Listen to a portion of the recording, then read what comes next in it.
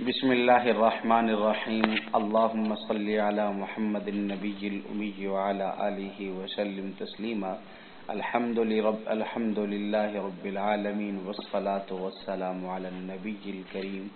وعلی آلہ واصحابہ اجمعین۔ دیکھیں، فہم قربانی کورس کا یہ دوسرا سبق ہے اور دوسرا سبق ہم پڑھیں گے قربانی کی حقیقت کے بیان میں۔ قربانی کا عمل اگرچہ ہر امت کے لیے رہا ہے، جیسا کہ اللہ رب العزت نے سورۃ حج میں آیت نمبر 34 میں فرمایا کہ ہم نے ہر امت کے لیے قربانی مقرر کی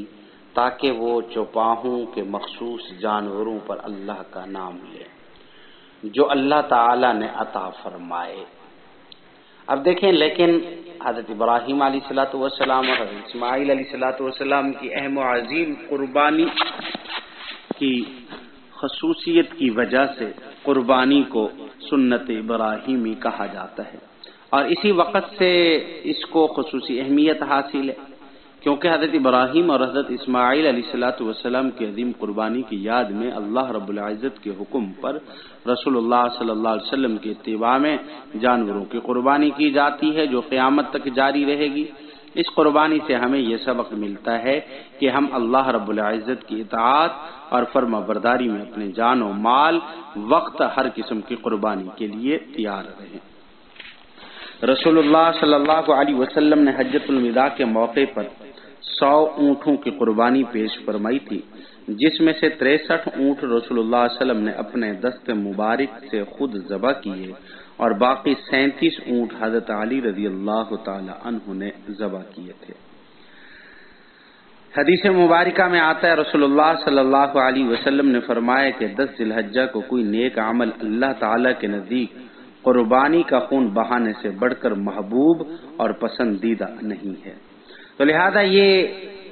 قربانی کرنا عملی اظہار اور اس عمل میں ان حضرات کا بھی جواب ہے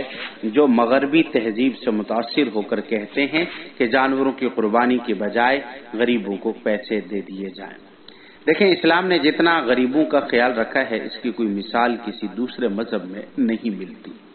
بلکہ انسانیت کو غریبوں اور کمزوروں کے درد کا احساس بھی شریعت اسلامیہ نے ہی سب سے پہلے دلایا ہے۔ غرباء و مساکین کا ہر وقت خیال رکھتے ہوئے شریعت اسلامیہ ہم سے مطالبہ کرتی ہے کہ ہم عید الاضحیٰ کے ایام میں سیدنا ابراہیم علیہ الصلوۃ والسلام اور حضرت ابراہیم اور حضرت اسماعیل علیہ الصلوۃ والسلام کی عظیم قربانی کی یاد میں اپنے نبی کریم صلی اللہ علیہ وسلم کی اتباع کرتے ہوئے ہم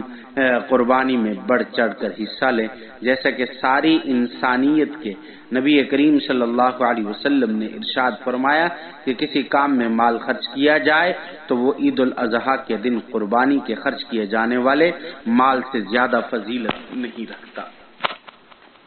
اب ان دنوں میں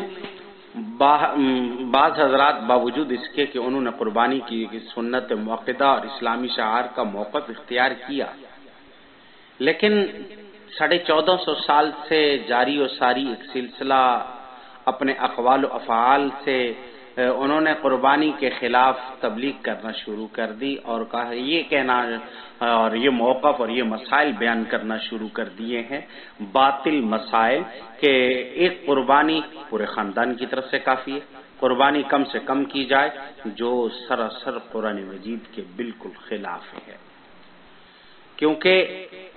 اعمال صالحہ کی طرح قربانی میں بھی اللہ رب العزت کی مطلوب اور اللہ رب العزت کی رضا ہونی چاہیے، کیونکہ اس میں گوشت مقصد نہیں ہے، قربانی ایک عبادت ہے اور عبادت جتنی زیادہ کی جائے اور اتنی زیادہ بہتر ہے۔ اور سب سے پہلی دلیل وہ جو ہم نے ابھی حدیث بیان کی کہ آپ صلی اللہ علیہ وسلم نے 100 اونٹ ذبح کیے ہیں، تو یہ مثال ہے اس بات کی کہ قربانی جتنا زیادہ ہو سکے اتنا کی جائے۔ اللہ رب العزت ہمیں عمل کرنے کی توفیق عطا فرمائے۔ وما علینا الا البلاغ۔